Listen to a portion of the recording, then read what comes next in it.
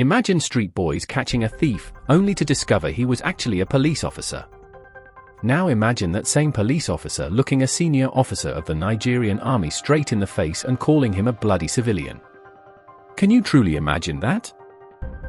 Then imagine that same man going to bed as a healthy 34-year-old, only to wake up the next morning looking 65, begging for his life inside a dark prison cell. His own colleagues no longer recognized him. Even his wife thought he was a stranger. And before another 48 hours passed, he would become even older. Corporal Ochuko believed he was the undisputed king of the highway, boasting that not even the gods of the ancient Benin kingdom could touch him. Then he stole an ancient relic from the wrong man. What happened next was beyond anything he believed possible. This is not the story of a curse. It is the story of a debt that refused to die. This is Corporal Ochuko versus the gods.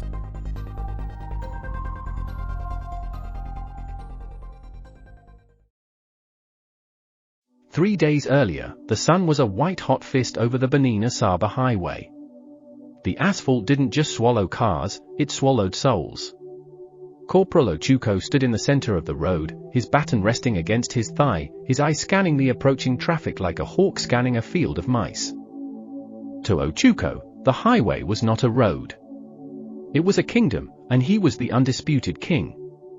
But kingdoms built on fear never fall loudly, they collapse slowly, one silent judgment at a time. A commercial bus rumbled toward the checkpoint, its engine groaning under the weight of passengers and luggage. Ochuko stepped into the lane, raising his hand. The tires screeched as the driver slammed on the brakes, pulling onto the dusty shoulder. Efosa, the driver, climbed out quickly, his face tight with anxiety. He held his license out, a crisp 200 naira note folded tightly beneath the plastic. Ochuko didn't even look at the license. He snatched the money, dropped it into his pocket, and stood blocking the door. From the back of the bus, a frantic cry broke the silence. A young man leaned out the window, his face pale with terror. He begged Ochuko to let them pass, explaining that his pregnant wife was in the back seat, bleeding and fading fast from the heat. Ochuko slowly turned his head. His eyes were cold, devoid of any human warmth. He adjusted his black beret, stepped closer to the window, and told them that if they screamed again, he would impound the bus. He claimed their papers needed verification and it would take until sunset. Efosa fell to his knees in the gravel, begging for mercy and explaining they had no more cash.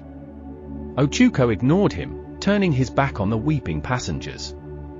He walked over to a plastic chair beneath the shade of a tree, lit a cigarette, and watched the bus sit in the blistering sun. He held them there for 2 hours for sport, until the screams from the back seat finally went silent. Only then did he wave his baton, letting the bus speed away into a cloud of dust. And long after the dust disappeared, something inside that bus had already stopped breathing.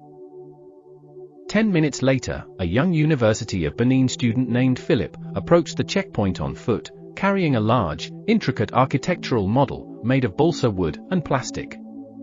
It was his final graduation project, representing 6 months of sleepless nights and his family's life savings. Ochuko stepped into his path, demanding to see his identification and accusing him of carrying illegal contraband. Philip nervously explained it was just a school project. Ochuko snatched the model from his hands, shaking it violently. When Philip reached out to protect it, Ochuko raised his heavy boot and smashed the model into splinters against the asphalt. He told Philip to move before he locked him up for assaulting an officer. Philip stood in the road, staring at the ruins of his future, his shoulders shaking silently as Ochuko laughed. He didn't see it, but something in Philip broke in a way that would one day come back to the same road, carrying a different kind of justice. Before the hour ended, a market widow pushing a wooden cart loaded with 3 heavy baskets of fresh tomatoes tried to bypass the checkpoint. She was trying to reach the market before her produce spoiled in the heat. Ochuko intercepted her, demanding his standard toll. She wept, kneeling on the road, explaining that her husband had died the previous month and she needed every naira to buy medicine for her sick child. Ochuko didn't utter a word. He walked to the front of the cart, raised his foot, and tipped it over. The heavy baskets crashed into the mud drainage ditch, the tomatoes bursting and mixing with the filth. He told her the highway belonged to the government, and if she couldn't pay the tax, she had no right to use the road. He left her scraping ruined fruit out of the dirt, her desperate wails echoing through the trees. What Ochuko didn't know was simple: every broken cry on that road was being recorded somewhere the uniform could not protect him from. As the sun began to dip below the horizon, painting the sky in a bloody crimson, a black, heavily tinted luxury vehicle slowed down at the checkpoint. Out of the vehicle stepped a high-ranking traditional chief of the Benin Kingdom. He moved with an innate, unshakable dignity, his neck adorned with heavy royal corals. Ochuko, eager to flex his authority over even the elite, stepped forward and aggressively demanded to search the vehicle. The chief's eyes narrowed, flashing with a quiet but dangerous fire. He objected immediately, warning the young corporal that a man of his traditional status and ancestral lineage ought not to be subjected to such visual desecration on the open road. But Ochuko only sneered, tapping his baton against his palm, and insisted on the search just to humiliate the noble leader. The chief did not argue further, but something in his silence suggested this was not a man used to being searched by fate. Ochuko aggressively tore open the driver's side door, and began rummaging through the interior. Prying open the dashboard storage compartment, the car's glove box, his greedy eyes caught a glint of deep, ancient metal. Resting inside was a heavy string of traditional beads forged entirely from ancient, priceless Benin bronze. The metal was etched with intricate spiritual patterns of leopards and oba warriors, vibrating with a subtle, heavy energy. Ochuko's heart hammered against his ribs. He knew immediately that wealthy antique collectors and foreign syndicates would pay millions for authentic Benin Kingdom artifacts. Feigning a cough, he swiftly slipped the heavy bronze beads deep into his trousers pocket. He slammed the compartment shut, stepped back, and carelessly waved the vehicle through. The chief drove off into the dusk, entirely unaware that his sacred symbol of traditional authority had just been stolen by a thief in uniform. But some objects are not stolen. They are chosen to be followed. The nightmare activated at midnight. Ochuko woke up gasping, his skin burning with a sudden, localized fever. Beside him, Mimi, Ochuko's wife, stirred beneath the blankets. The room was dark. The only light came from the pale moon filtering weakly through the curtains. Mimi squinted sleepily toward her husband. She could hear his strained breathing. She could hear him coughing. But in the darkness, she couldn't clearly see his face. "Are you all right?" she mumbled. Ochuko didn't answer. Something felt wrong. Terribly wrong. A strange heaviness pressed against his bones. His joints ached. His muscles felt weak. He swung his legs off the bed and nearly stumbled. The floor felt farther away than it should have. His heart began to pound. Mimi pushed herself up on one elbow. "What is it?" Still, Ochuko didn't answer. He moved toward the bathroom. Every step felt unfamiliar, as though his own body no longer belonged to him. And somewhere far beyond his understanding, something ancient had already begun counting his breath. The bathroom was completely dark. Ochuko reached the mirror. His reflection was hidden in blackness. For a brief moment, he felt relief. Maybe it was nothing. Maybe he was simply exhausted. Maybe the fever had clouded his mind. Then he reached for the switch. The light snapped on. And Ochuko froze. The world seemed to stop moving. The air vanished from his lungs. The man staring back at him was not 34. His powerful jawline had slurred into loose, hanging skin. Deep wrinkles carved themselves across his face. Gray streaks slashed through his hair. His eyes looked older. Tired. Distant. He looked sickly. Not gradually. Not naturally. Overnight. The sight hit him like a physical blow. His knees nearly buckled. Behind him, Mimi appeared in the bathroom doorway. She stared at the reflection. At first she didn't understand what she was seeing. Then the realization landed. The scream that escaped her throat shattered the silence of the barracks. Her hands flew to her mouth. Her eyes widened with pure terror. Ochuko? She took a frightened step backward. No. Another step. No, no, no. The fear in her voice cut deeper than any curse. Because Mimi wasn't looking at her husband anymore. She was looking at a stranger wearing her husband's face. And in that terrible moment, Ochuko finally understood that whatever had happened to him was real. Terrifyingly real. His trembling eyes drifted toward the police uniform hanging neatly inside the wardrobe. The sight of it sent another chill through him. Just a few hours earlier, that uniform had fit the body of a strong 34-year-old man. Now the man standing before the mirror looked old enough to be his own grandfather. Slowly, almost afraid of what he might find, Ochuko staggered toward the wardrobe and reached into his uniform's pocket. His fingers closed around something cold. Metallic. Heavy. His heart nearly stopped. He pulled it out. The bronze beads. The same ancient beads he had stolen from the chief. The same beads he thought were safely hidden. The same beads that now seemed darker somehow. Heavier. Alive. Ochuko stared at them. Then he looked back at his reflection. Back at the beads. Back at the reflection. And suddenly the truth crashed into him with horrifying force. This wasn't a sickness. It wasn't a fever. It wasn't age. The beads were doing this. Every wrinkle. Every gray hair. Every year stolen from his face. Every second of decay. It was all connected to the thing now resting in his shaking hands. The realization struck him with a terror so pure it seemed to stop his heart. The beads were not following him. They were consuming him. And somewhere far beyond his understanding, something ancient had already begun counting his breath.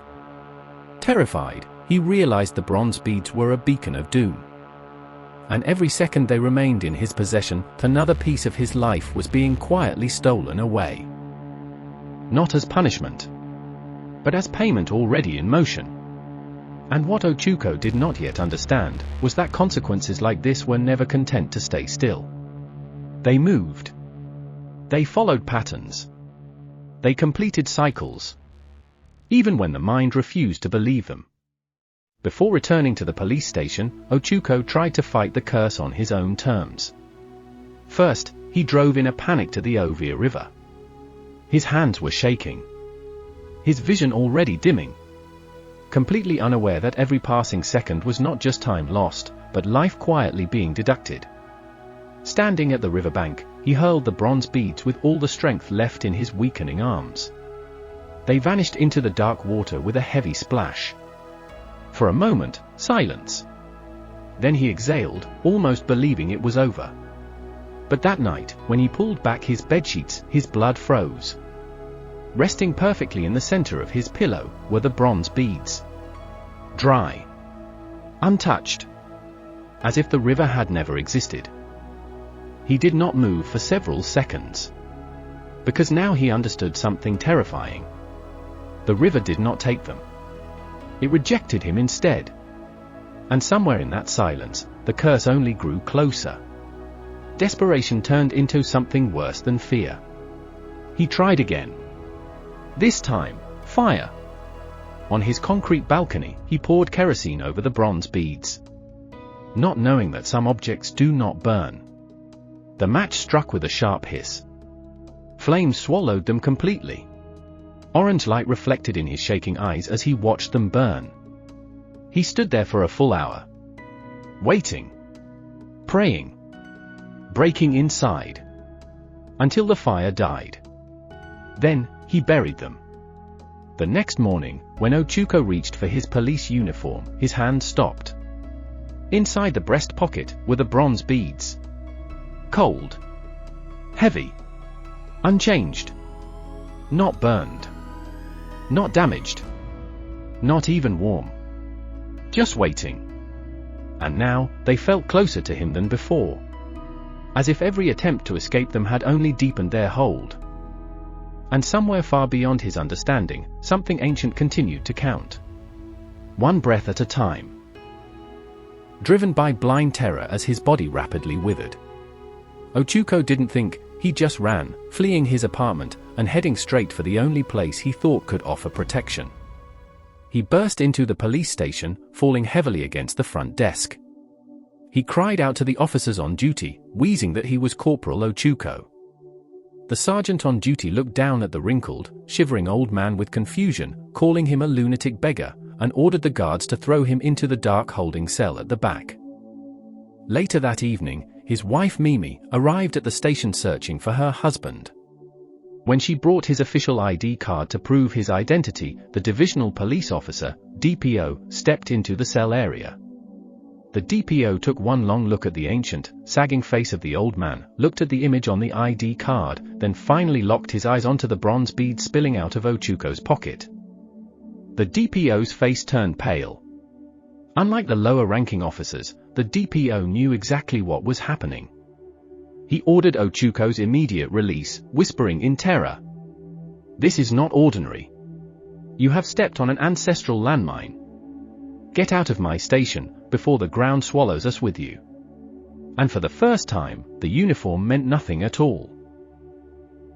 Driven by desperation, Ochuko stumbled deep into the forbidden outskirts of the Benin Forest, using a fallen branch as a walking stick as his body continued to age with every passing hour. He eventually reached the smoke-filled mud hut of a legendary blind herbalist. The old seer did not need eyes to know who had entered. The moment Ochuko stepped inside, the ancestral charms hanging from the ceiling began to rattle violently. The herbalist stretched out his hand and touched Ochuko's head, feeling the few remaining strands of black hair near his ears. "Every hour, a fraction of your life is being taken away," the herbalist said, his voice rumbling like distant thunder. "The bronze beads you stole are the ivy of a titled warrior chief. They were consecrated with the blood of the soil and protected by spirits of judgment. They cannot be sold. They cannot be burned. They cannot be buried. You have stolen a sacred authority that was never meant to belong to you. Listen carefully. You do not have much time. You must return those beads to the ancient shrine of Ayelala, the god of ancient justice, where they were forged. If you do not return them before the moon reaches its highest point tonight, the curse will grind your bones to dust." For the first time, Ochuko understood the truth. The curse was no longer a warning. It was a countdown. The journey into the deep forest of Ayelala was a living purgatory. Every step felt as though his bare bones were grinding against broken glass. His lungs burned with every breath, as if they were filled with hot ash. He was no longer walking like a man.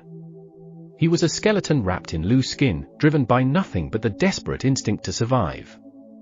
Even the forest seemed to reject him. The birds fell silent as he passed, and wild dogs bared their teeth before retreating into the shadows. The very ground beneath his feet felt heavy with an ancient presence. With only a single strand of black hair left near his left ear, his cloudy eyes finally caught sight of something through the thick trees.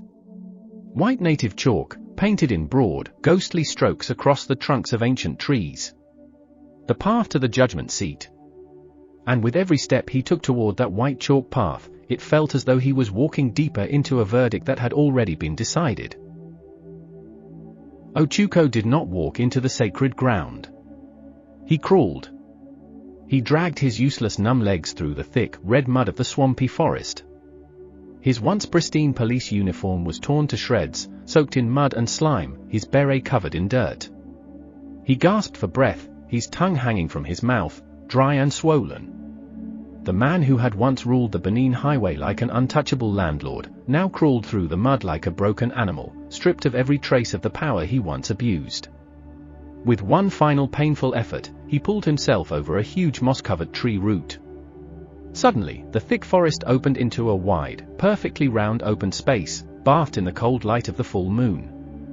There, at the center of the sacred ground, stood the ancient shrine of Ayelala. And deep within the silence, something ancient already seemed to recognize him, as though his arrival had been written long before his first sin. The air felt heavy, almost impossible to breathe. It carried the sharp smell of old palm oil, crushed native chalk, and decades of dried sacrificial blood. The shrine stood like a monument to ancient justice. Animal skulls, rusted iron bells, old brass cutlasses, all hung upon the wooden altar beneath layers of white and red cloth that fluttered gently, even though there was no wind. Ochuko had no strength left for long speeches. He felt the last strand of black hair behind his ear becoming brittle, ready to turn white. With one final cry of desperation, he pulled the sacred bronze beads from his chest and gently placed them on the blood-stained stone altar. For one brief moment, it felt less like he was returning them and more like the shrine had simply come to reclaim what already belonged to it. Instantly, the silence shattered. A blinding wave of golden light exploded from the altar, blasting mud and grass outward in a perfect circle. Ochuko gasped as a powerful force slammed into his chest. His back shook violently. He crashed onto the ground, screaming as something tore through his entire body. Then he looked at his hands. The brown liver-spotted skin tightened before his eyes. The deep wrinkles disappeared. Beneath his torn uniform, his bent, broken spine straightened with a rapid series of loud cracks that echoed through the silent forest. His cloudy vision cleared instantly. The cataracts vanished. He could see every leaf on the tallest trees. He took one deep breath. His lungs filled completely. His voice returned in a powerful roar that sent birds bursting from the branches. His trembling hand reached for his head. The brittle white hair was gone. In its place grew thick black hair once again. He was 34. His muscles surged with strength. Life rushed back into every part of his body. He felt strong. He felt unstoppable. It seemed the nightmare was finally over. Justice had been served. The lesson had been learned. The curse was broken. But somewhere beyond the reach of human eyes, judgment had not ended. It had simply changed its form. Ochuko slowly climbed to his feet, stretching his strong limbs. He brushed the mud from his torn uniform and adjusted his beret beneath the moonlight. A familiar smile slowly returned to his face, cold, dark, and dangerously confident. The horrifying memories of the past 48 hours, his body rotting before his eyes, the humiliation inside the police cell, and his wife's terrified tears, began to fade from his mind like a dream disappearing at sunrise. In their place came the same pride that had ruled him for years. He told himself he was a survivor, a man who had entered the mouth of the goddess and walked out alive. He convinced himself that no force, not even the gods, could truly break a man like him. He did not realize that surviving punishment is not the same as escaping it. Ochuko turned away from the altar, ready to follow the white chalk path back to his highway, back to the kingdom he once ruled through fear. Then something caught his eye. A flash of gold. Resting inside a beautifully carved clay bowl filled with fresh palm oil and alligator pepper was a heavy solid gold signet ring. Large, beautiful, and worth a fortune. It had perhaps been left behind by a wealthy chief trying to seek forgiveness from the goddess. Under the moonlight, it shimmered. Ochuko's heart began to pound. Greed, the same greed that had shaped his entire life, slowly tightened its grip around him again. For one brief moment, he hesitated. The herbalist's warning echoed inside his mind. His hand even pulled back. His fingers trembled. He looked toward the path leading out of the forest, then back at the ring. Quietly, he whispered to himself that the goddess already had her beads back. The debt had been paid. The account was settled. Leaving such valuable gold behind to sink into the mud, he convinced himself, would simply be foolish. After everything he had suffered, he deserved compensation. And with that single thought, he unknowingly reopened a debt the shrine had already closed. With the smooth, practiced movement of a man who had robbed countless travelers on the highway, Ochuko reached into the clay bowl. His fingers closed around the heavy gold ring. He slipped it deep into his pocket, turned, and disappeared into the darkness of the forest, laughing quietly at the foolishness of ancient spirits. But the forest did not answer his laughter. It simply remembered it. The next morning, Ochuko woke up feeling lighter than he ever had in his entire life. The heavy cotton sheets of his bed felt oversized, draped around him like a winter cloak. For a brief moment, he smiled. He turned over and sat up, preparing to step out of bed for his morning shift at the checkpoint. But when he swung his legs over the edge, they did not reach the floor. He frowned. He swung them again, lower this time. Still nothing. Slowly, he looked down. There was no floor where his feet should have touched. It felt like reality itself had been removed beneath him. A cold panic rose in his chest, sharper than anything he had ever felt during the aging curse. His legs were shorter. Terrifyingly shorter. His knees were smooth. Hairless. As though adulthood had never touched them. His skin was soft, pale, fragile. Mimi stirred briefly on the other side of the bed, half awake, unaware of what was unfolding. But Ochuko did not notice her yet. He was already stumbling toward the bathroom. His heart hammered violently as he gripped the sink for balance. When he reached the mirror, he still could not see his face. He had to rise onto his toes, pulling himself up with trembling hands. And then he saw it. A child. 7 years old. No trace of adulthood remained. His jaw was soft. His features unfinished. His body reduced to something innocent and unformed. He whispered that it was impossible. That it had to be a dream. But the moment the words left his mouth, his voice shattered. It cracked into a high, thin sound that did not belong in any police barracks. A child's voice. And that was when everything collapsed. A sudden, violent change rippled through his body. His shoulders narrowed. His chest shrank. His frame folded inward, as if time itself had grabbed him and reversed its grip.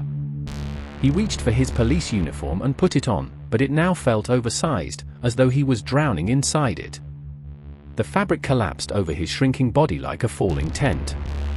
His police identity card, hanging around his neck, swung heavily against his small chest, now absurdly large against him. He struggled inside the uniform, suffocating under its weight, trapped inside the symbol of a man he no longer was.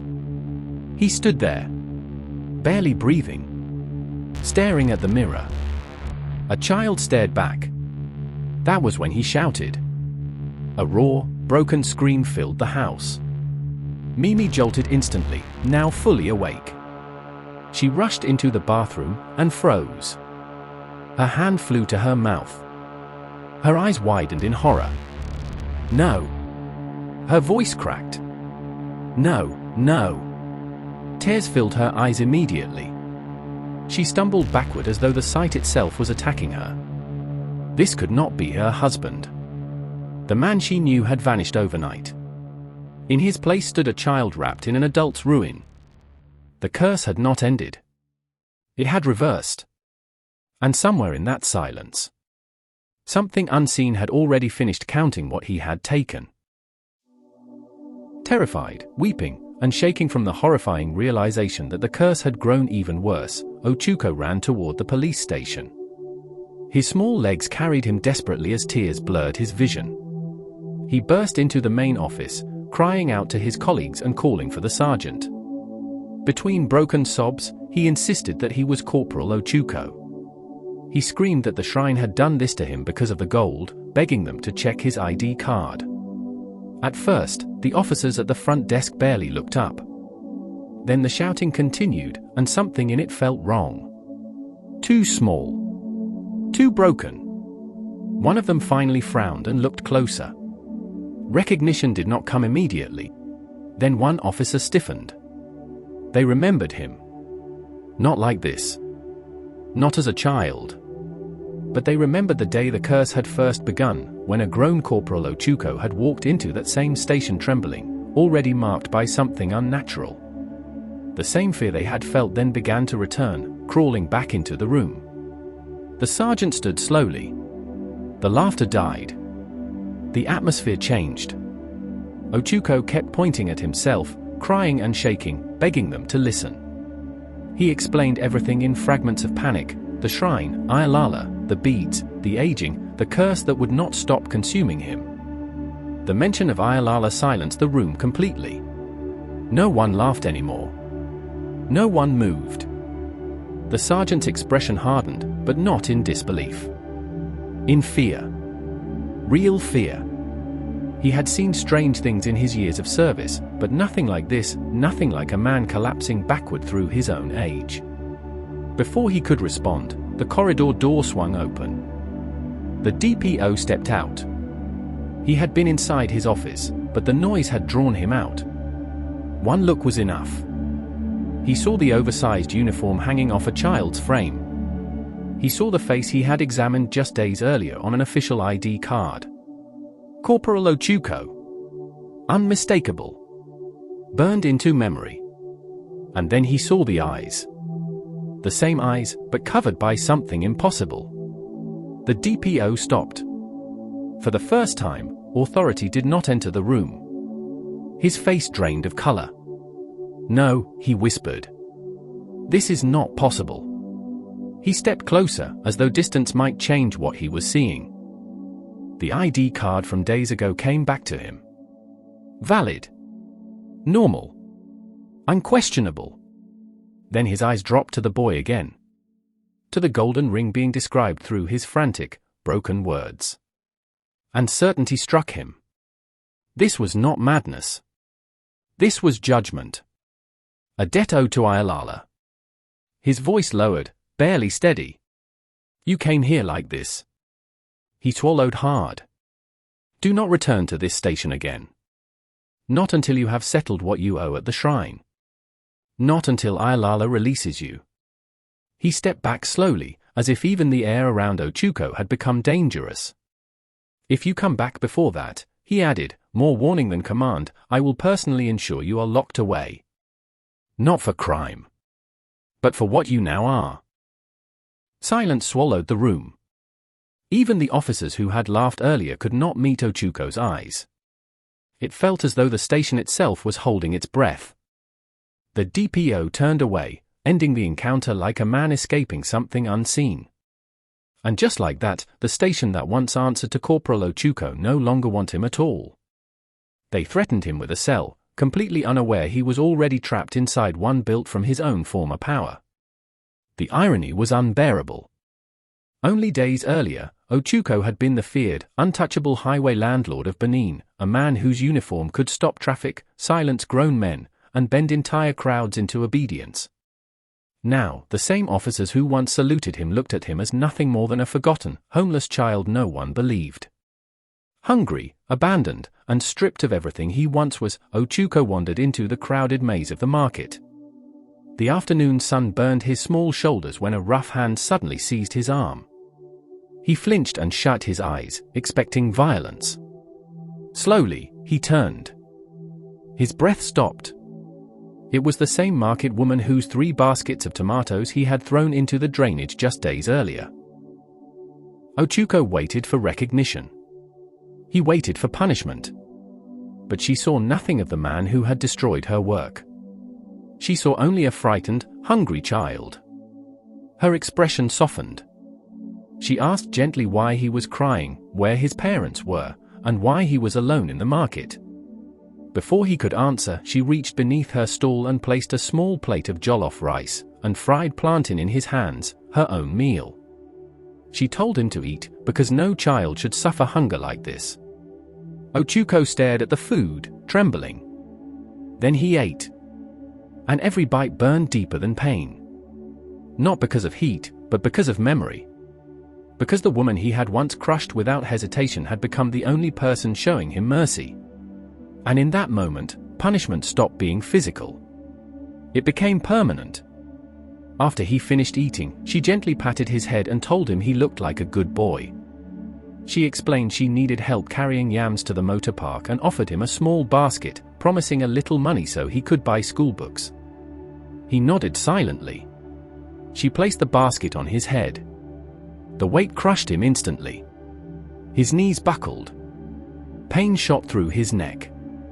His feet scraped against the gravel as he staggered forward, struggling to stay upright. For the first time in his life, Ochuko understood what it meant to be powerless. He was no longer watching suffering. He was living inside it. And every step felt like repayment finally beginning.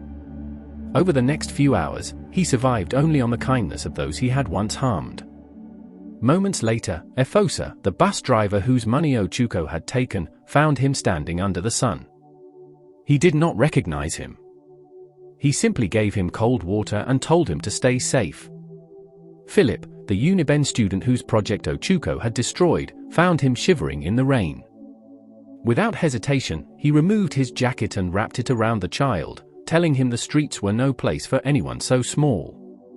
Each act of kindness broke something deeper than fear ever could. The tyrant who once ruled the highway of Benin was slowly erased, replaced by a broken child forced to feel every wound he had once inflicted on others. For the first time, Ochuko did not cry for what he had lost. He cried for what he had destroyed. And somewhere between every undeserved mercy, the man he once was disappeared completely.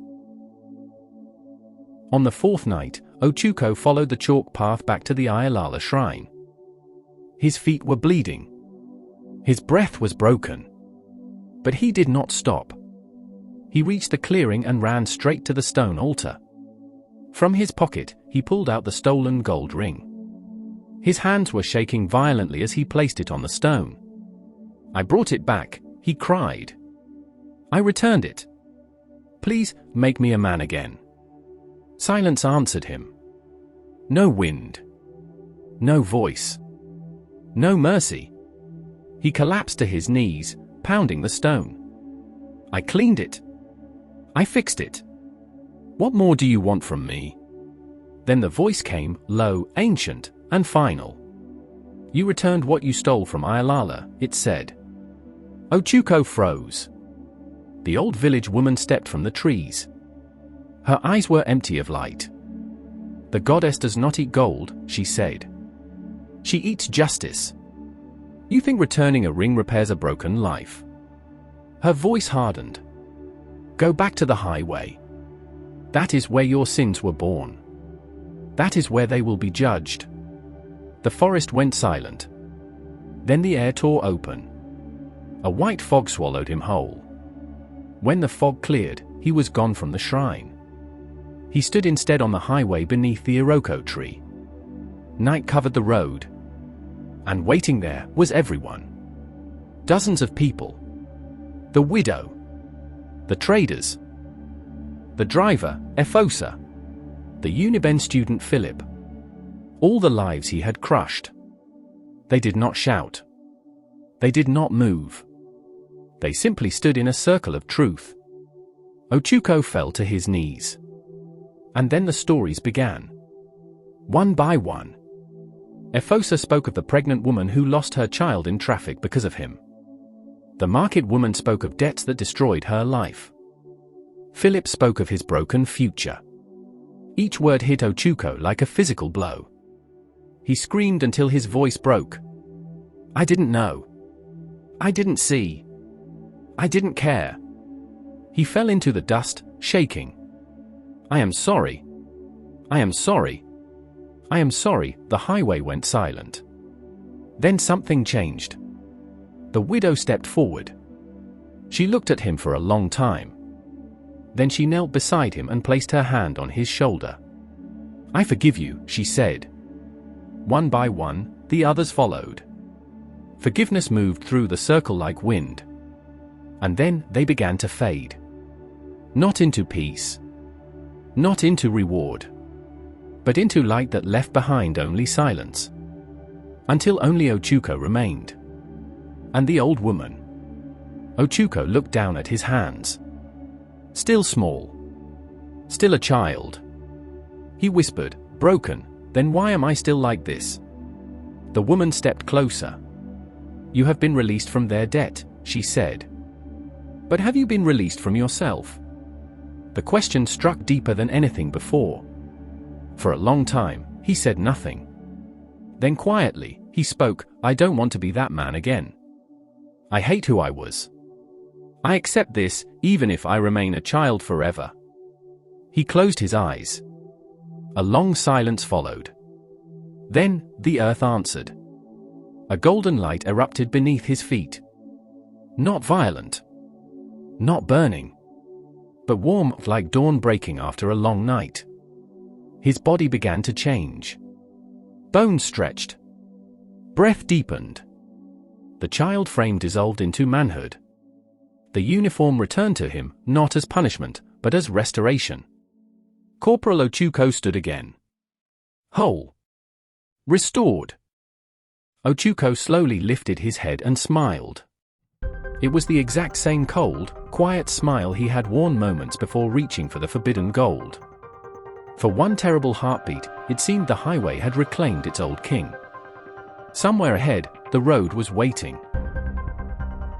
Weeks later, Ochuko stood once again beneath the Iroko tree. The same highway. The same uniform. The same authority. To anyone passing by, he looked exactly like the untouchable highway landlord who had once ruled the road through fear. Then a luxury SUV rolled to a stop at the checkpoint. While one of his colleagues examined the driver's documents, Ochuko's eyes drifted through the half-open rear window. Resting carelessly on the back seat was a heavy gold Rolex wristwatch. His heart skipped. His fingers twitched. For one dangerous moment, the old hunger returned. He imagined the fortune the watch could bring. The comfort. The pleasure. The easy money. A quiet voice whispered inside him. "No one is looking. Take it." His hand began to move, slowly and naturally, like it had done countless times before. Then another image flashed through his mind. The old woman beneath the trees of Ayelala. Her final question echoed through his soul. "Have you been released from yourself?" Ochuko's hand stopped. He closed his eyes and drew one long, steady breath. When he opened them again, he looked away from the watch and called to the driver. "Sir, your wristwatch is on the back seat. You may want to keep it somewhere safer." The driver turned instinctively toward the back seat. His eyes widened. He quickly picked up the gold wristwatch and slipped it safely into his pocket. Then he looked back at Ochuko. For a brief moment, neither man spoke. Finally, he nodded. "Thank you, officer." The SUV pulled away, disappearing into the endless stretch of highway. Ochuko stood beneath the Iroko tree, watching the dust settle. For the first time in many years, the silence around him felt lighter. Then something made him turn. Standing beneath the shade of the ancient Iroko tree was the old woman. She said nothing. She simply looked at him. Then she gave a gentle nod. Not of judgment. Not of approval. But of recognition. Ochuko blinked. She was gone. Only the whisper of the wind remained. Ochuko adjusted his beret and turned back toward the highway. He waited. Not as the man he had been, but as the man he had chosen to become. The curse was never the aging. It was never becoming a child. The real curse was the man Ochuko had become. And the greatest miracle was not that Ayelala restored his body. It was that Ochuko finally became a man worth restoring.